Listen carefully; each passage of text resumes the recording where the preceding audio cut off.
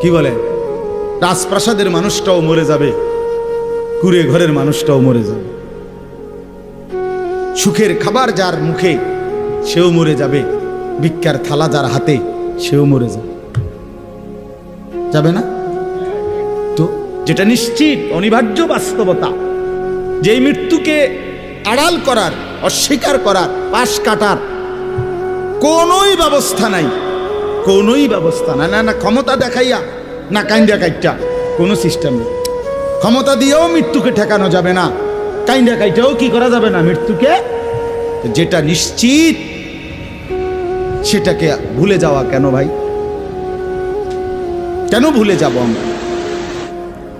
আল্লাহর নবী সাল্লাল্লাহু আলাইহি ওয়াসাল্লামের যেই হাদিস আমি পড়ছি, এটাই নবীজি বলছেন, আকসিরু যিকরা হাদিমিল লাযযাত, আমার উম্মত প্রতিদিন বেশি বেশি